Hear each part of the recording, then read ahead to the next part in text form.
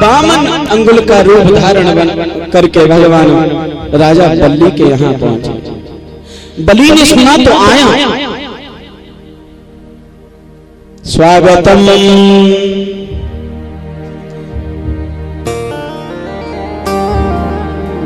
स्वागत कर रहा है। स्वागतम परब्रह्मन्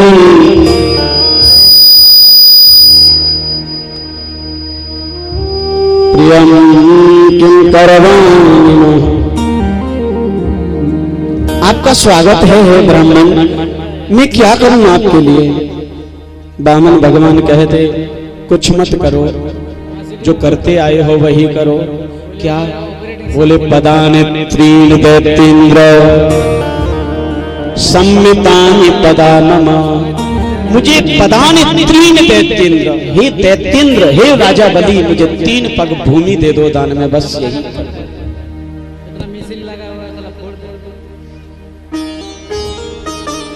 राजा बलि कहते महाराज कुछ ज्यादा मांग लीजिए, मैं 14 लोगों का मालिक हूं, 3 पग भूमि दूंगा तो मुझे भी लज्जा आएगी देने। मेरी हैसियत के हिसाब से तो मांगो, 14 लोगों का मालिक और 3 पग भूमि मांग रहे हो। अगर ये मैंने दान की तो समाज में मेरी बेइज्जती होगी कि 14 लोगों का राजा और दान कितना दिया, 3 पग भूमि, बेइज्जती हो जाएगी। महाराज मेरी हैसियत के हिसाब से मांगो, कह दो प्रेम से। आज का आदमी दान देने के नाम पे क्या सोचता है, करोड़ों के मालिक हो लेकिन दान देने के नाम पे 100 रुपए 150 रुपए। कितने लोग तो ऐसे हैं कि आरती उनके पास आए ना घूमने के लिए भगवान की, तो आरती में भी पैसा नहीं डालते। मजे की बात है। और वैसे रोज आरती में गाते हैं, तन भी तेरा, धन भी तेरा, मन भी तेरा, सब कुछ है तेरा, तेरा तुझको अर्पण क्या लागे मेरा। लेकिन सब कहने की बात, दान के नाम पर लोगों को कमी सी आती, लेकिन वैसे उड़ाना हो तुम्हारा 200, 300, 400, 500, 1, 2 हजार की शराब एक जगह बैठ के पी रहा। बलि कहता महाराज दान मांगना है तो मेरी हैसियत के हिसाब से मांगो। भगवान बामन मनी मन कहते हैं पहले 3 पग तो दे दे, बचेगी तो और मांग लेंगे, हम तो बामन हैं, हमें कोई मांगने में शर्म नहीं। बलि बोला तो महाराज मैं कब किसी अपने दैत्य से नपवा देता हूं। बोले नहीं। वो कहते सम्मितानि पदा ममा, मुझे अपने पैरों से नापना है, तू तो थोड़ा देना चाहता, मैं बहुत लेना चाहता। भगवान का एक नियम है, जरा गौर से सुनिएगा बात को। भगवान का एक नियम है कि वो भक्त को जब देता है, भक्त को जब देता है तो दिखने में थोड़ा होता है लेकिन देता बहुत है, और जब भक्त से लेता है तो दिखने में छोटा होता है लेकिन लेता भी बहुत है। बलि कहने लगा ठीक है महाराज मैं देने को तैयार हूं। और वो संकल्प करने लगे तो शुक्राचार्य आगे उन्होंने कहा क्या करता है दान, तुझे मालूम नहीं, ये कोई साधारण बालक नहीं है, ये तो कपट करके रूप बना करके आया है तुझे छलने के लिए। इसी ने हरिश्चंद्र को छला है, इसी ने मोरध्वज को छला है, तू इसको दान मत दे राजा बलि, ये कोई बालक नहीं है, ये तो नारायण है, ये तुझे छलने आए हैं। बलि राजा कहता है ध्यान से सुनना, बलि कहता है महाराज गुरुजी दुनिया के गुरु कहते हैं कि दान करो, और तुम पहले गुरु हो जो कह रही हो दान मत करे। और अगर ये भगवान है दान लेने के लिए, नारायण भगवान मेरे द्वार पे आए हैं, तो हे गुरुजी मेरा तो जीवन धन्य हो गया। ये सारे जगत को देते हैं, मैंने सुना है कि ये नारायण भगवान सारे जगत को देते हैं, सबको देने वाले पालन करने वाले ये हैं, सबको देने वाला अगर मेरे यहाँ मांगने आ गया तो मैं तो जीवन धन्य हो गया, मेरा पा गया जीवन की सार्थकता। मेरे तो दोनों हाथों में लड्डू हैं, अगर ये भगवान नहीं तो भी मेरा दान हो गया, और अगर ये भगवान है तो मेरा जीवन धन्य हो गया। उनकी मां खड़ी है, संकल्प करके 3 पग भूमि देना चाह रहे हैं, उनकी मां खड़ी है, वो भी गदगद है, वो सोचती है अच्छा हुआ मैं अपने पति के साथ में सती नहीं हुई। राजा बलि के पिता विरोचन मरे तो उनके साथ सती होना चाहती थी, लेकिन ऋषियों ने रोक लिया। आज वो भी मन में प्रसन्न हैं, आंखों से आंसू बह रहे हैं, खुश हैं और कह रही हैं अच्छा हुआ। भली करी में ना जरी पति विरोचन सा, यह अवसर कब देखती कि प्रभु पसारे हाथ। अच्छा हुआ नहीं मरी, ये अवसर कहां मिलता कि सारे जगत को देने वाला मेरे बेटे के सामने मेरे घर में हाथ पसार के कह रहा है मुझे 3 पग भूमि दे दो, मेरा जीवन धन्य हो गया। और कहते हैं फिर 3 पग भूमि का संकल्प किया और वामन भगवान ने विराट रूप धारण करके एक चरण में ऊपर किया तल वितल सुतल तलातल महातल रसातल, 3 एक पैर में नीचे के 7 लोक, एक पैर में ऊपर के भू भुआ स्व जना तपा महासत्य, ऊपर के 7 लोक नाप लिए, एक पैर में नीचे के नाप लिए। और बंधुओं जब तीसरे पैर का नंबर आया तो वामन भगवान कहते राजा बलि तीसरे पग में क्या नापो, ये तेरे 14 लोक तो 2 ही में नाप लिए, अब तीसरे में क्या नापो, बता क्या संकल्प कैसे पूरा करेगा। बलि कहता प्रभु एक प्रश्न पूछूं, बोले पूछो। प्रभु ये बताओ वस्तु ज्यादा मूल्यवान होती है या वस्तु का मालिक? ये मायक ज्यादा मूल्यवान है या मायक का मालिक? मालिक। बलि ने प्रश्न पूछा प्रभु कौन बड़ा है? तो वामन भगवान बोले वस्तु से ज्यादा वस्तु का मालिक मूल्यवान है। बलि कहने लगा तो प्रभु 2 पग भूमि में आपने अभी ये 14 लोक जो नापे ना ये मेरी वस्तु थी, 2 पैर में पूरी मेरी वस्तु नापी है, तीसरे पैर में प्रभु इसका मालिक मैं पड़ा हूं, तीसरे पैर में मेरे शरीर को नाप लो प्रभु, मेरा संकल्प पूरा हो जाएगा, मेरा जीवन कृतार्थ हो।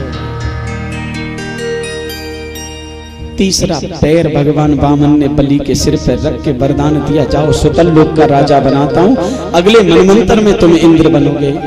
बलि ने भी प्रार्थना की प्रभु तुमने अपनी इच्छा से दिया, मेरी इच्छा है कि मैं सुतल लोक में जिस महल में रहूं उसके द्वार पे जब भी मैं महलों के बाहर आऊं तुम्हारे दर्शन हो सबसे पहले।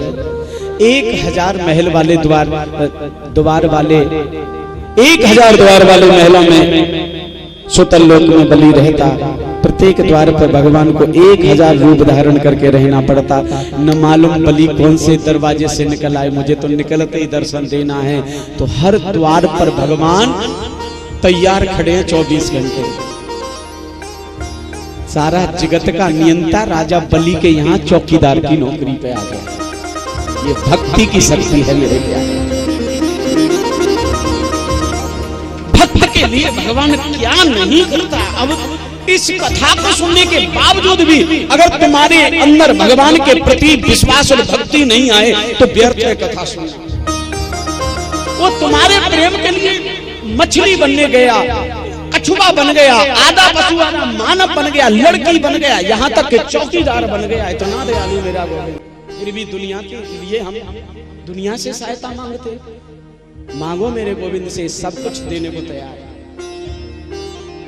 परीक्षित कहते प्रभु तुमने सभी अवतारों की कथा सुनाई, लेकिन राम अवतार और कृष्ण अवतार की तो मुख्य अवतार की कथा ही नहीं सुनाई, जो सूर्य वंश और चंद्र वंश में उत्पन्न हुए। कृपा करके इनकी कथा सुनाओ।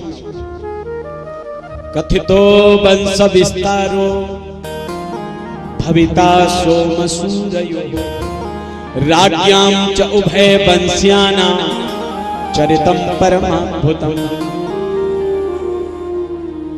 कथितो वंश विस्तारो, कहिए मुझसे विस्तार से वंश की कथा। किसकी? बोले चंद्र सूर्य, चंद्र और सूर्य के वंश की कथा सुनाइए। राज्ञां च उभय वंश्यानां, उभय माने इन दोनों वंशों में जो राजा हुए हैं उनके अद्भुत चरित्र मुझे सुनाइए। सुखदेव जी कहते हैं राजा परीक्षित सूर्य वंश और चंद्र वंश इतने विशाल हैं कि इन्हें सुनाने बैठूं तो हजारों वर्ष बीत जाएंगे, लेकिन ये वंश पूरा नहीं होगा। इसलिए विस्तार से तो नहीं सुनाऊंगा, संक्षिप्त में सूर्य वंश सुनाता हूं और चंद्र वंश और फिर कृष्ण जन्म। आइए सूर्य वंश की कथा सुने ध्यान से। सबसे पहले नारायण भगवान की उत्पत्ति, नारायण की नाभि में कमल, कमल पर ब्रह्मा की उत्पत्ति, ब्रह्मा के पुत्र हुए मरीचि, मरीचि के पुत्र हुए कश्यप, कश्यप के पुत्र हुए भगवान सूर्य, सूर्य भगवान के पुत्र हुए श्राद्ध देव मनु, मनु के कोई संतान नहीं हुई, पुत्रेष्टि यज्ञ कराई तो सुद्धम्न नाम के बेटा हुए। हालांकि वो इला के रूप में बेटी के रूप में उत्पन्न हुए, लेकिन वशिष्ठ ने मंत्र शक्ति से उनको बेटा कर दिया, सुद्धम्न नाम था उनका। इलावर्त खंड में शिकार खेलने गए, लेकिन वहां शंकर जी के श्राप के कारण फिर से ये पुरुष से स्त्री बन गई, लौट के नहीं आए। श्राद्ध देव मनु ने फिर से पुत्रेष्टि यज्ञ कराई, 10 बेटा हुए, इच्छाकु, नृग, सरयाति, प्रसन्न, नभग, करुष, कवि, नरसिंह और नभग, ये 10 पुत्र उत्पन्न हुए, जिनमें से नभग के पुत्र नाभाग, नाभाग के पुत्र हुए अम्बरीश, अम्बरीश के पुत्र हुए मुचकुंद, मुचकुंद के आगे ये वंश नहीं चला। जो सरयाती नाम के पुत्र थे श्राद्ध देव मनु के, उनकी एक केवल पुत्री हुई सुकन्या। शिकार खेलने के लिए एक बार गए, बेटी को साथ लेके गए तो इन्होंने चवन ऋषि समाधि में बैठे थे, मिट्टी से ढका हुआ शरीर, आंखें चमक रही थी, उसमें कांटा पिरो दिया, आंख फूट गई चवन ऋषि की। दंड देने के स्वरूप सरयाती ने अपनी बेटी का विवाह बूढ़े चवन ऋषि के लिए कर दिया। बाद में चवन ऋषि ने बंधुओं अपनी आयुर्वेद की शक्ति से अपने को फिर से जवान किया और फिर सुकन्या के साथ में इन्होंने विवाह किया। कहते हैं इनके कोई संतान नहीं हुई तो इनका वंश नहीं चला, इच्छाकु का वंश चला। इच्छाकु के पुत्र हुए हैं बिकुच्छ, बिकुच्छ के ही वंश में पुरंजय हुए, पुरंजय के वंश में अनैना हुए, अनैना के वंश में पृथु, पृथु के में विश्वरंदी, विश्वरंदी के में बृहदस्व, और बृहदस्व के पुत्र हुए युवनासु। युवनासु के भी कोई संतान नहीं थी तो इन्होंने पुत्रेष्टि यज्ञ कराया। गर्मी के दिन में यज्ञ चल रही थी, उसमें पुत्रेष्टि यज्ञ में एक चरु बनाया जाता है, आज्य लेकर के टपकाया जाता है, उसको एक घड़े में इकट्ठा किया जाता, जल, खीर का और घी का मिश्रण होता। बंधुओं, युवनाश को रात में बड़ी प्यास लगी, यज्ञ कुंड में ही सो रहे थे जैसे हमारे परीक्षित जी सोते हैं यहाँ। प्यास लगी, कहीं पानी था नहीं, व्याकुल हो गए तो क्या किया, ये जो चरु था ना, जो घड़े में इकट्ठा किया जा रहा था, जो जिसको युवनासु की पत्नी को पीना था, प्यास से त्रसित होकर के वो चरु युवनासु ने ही पी लिया। परिणाम ये हुआ कि युवनासु ही गर्भवती हो गए, पुरुष होकर के इनको गर्भ रह गया आंतों में। और कहते हैं अब शल्य चिकित्सा के द्वारा, ऑपरेशन के द्वारा एक पुत्र उत्पन्न हुआ। उनकी कोई मां नहीं थी, मां धाता, मां को संस्कृत में धाता भी कहते हैं, तो इनका नाम पड़ा मानधाता। मानधाता के पुत्र हुए पुरकुत्स, पुरकुत्स के हारीत, हारीत के वंश में त्रिदस्यु, त्रिदस्यु के सत्यव्रत हुए जिनको त्रिशंकु के नाम से लोग जानते। और इन त्रिशंकु के पुत्र हुए सत्यवादी राजा हरिश्चंद्र, सबने सुना होगा उनके बारे में। हरिश्चंद्र के पुत्र हुए रोहित, रोहित के हरित, हरित के चंप, चंप के सुदेव, सुदेव के विजय, विजय के भरुक, भरुक के बाहुक, बाहुक के सगर नाम के बेटे हुए जिनके 2 विवाह हुए थे, सुमति और केसनी के साथ में। सुमति के असमंजस नाम के बेटा और केसनी के 60,000 बेटे थे। जब सगर ने पुत्रेष्टि अश्वमेध यज्ञ की तो उसके घोड़े को इंद्र चुरा के ले गया और कपिल ऋषि के आश्रम पर बांध दिया। उसकी खोज में 60,000 बेटे गए, उन्होंने कपिल को ही चोर माना और उनकी समाधि को तोड़ दिया। क्रोध में उनकी दृष्टि पड़ी, 60,000 बेटे जल के राख हो गए। असमंजस ने अपने भाइयों की मुक्ति का साधन पूछा, कहा गंगा आए तो तुम्हारे भाइयों की मुक्ति होगी। असमंजस ने गंगा लाने का प्रयास किया, नहीं ला पाए। असमंजस के पुत्र हुए अंशुमान, उन्होंने प्रयत्न किया, वो भी नहीं ला पाए। अंशुमान के पुत्र हुए दिलीप, वो भी नहीं ला पाए। दिलीप के पुत्र हुए भागीरथ, उन्होंने भगवान शिव की कृपा से गंगा को जमीन पर उतारा, अपने भाइयों की, पूर्वजों की मुक्ति कराई। इन्हीं भागीरथ के पुत्र हुए श्रुत, श्रुत के वंश में हुए सुदास, सुदास के वंश में मूलक, मूलक के वंश में एडवेह, एडविक के वंश में खडवांग, खडवांग के पुत्र हुए दीर्घबाहु, दीर्घबाहु के हुए रघु। ये रघु इतने प्रतापी राजा थे कि सूर्य वंश बाद में इन्हीं के वंश से रघुवंश नाम से प्रचारित हुआ। रघु के हुए अज, अज के पुत्र हुए महाराज दशरथ, जिनकी 3 रानियां थी, कौशल्या, कैकेयी, सुमित्रा। तीनों की कोई संतान नहीं थी। गुरुजी के यहाँ गए और श्रृंगी ऋषि को बुला के पुत्रेष्टि यज्ञ कराई, और पुत्रेष्टि यज्ञ के प्रभाव से अग्नि देव चरु लेके प्रकट हुए तीनों रानियों के लिए। तीनों रानियों ने वो पाया, अंश से भगवान इनके गर्भ में पधारे, और फिर पूर्ण रूप से भगवान इनके यहाँ पर 4 रूपों में, राम, भरत, लक्ष्मण, शत्रुघ्न के रूप में 4 रूपों में भगवान ने इनके यहाँ अवतार ले लिया। बोले रामचंद्र भगवान की जय, भरत भैया की जय, लक्ष्मण भैया की जय, शत्रुघ्न भैया की जय, तीनों मैया की, महाराज दशरथ की, कौशल्यापुरी की, सरयू मैया की, अयोध्यापुरी की जय। बोलो राघवेंद्र सरकार की जय। इसके बाद में बंधु राम चरित्र है। भागवत में केवल 1 अध्याय में राम कथा है, इसलिए राम कथा को हम विस्तार नहीं देंगे। कभी भगवान राम जी की कृपा हुई तो 9 दिन राम कथा के रूप में ही आपको राम कथा सुनाएंगे।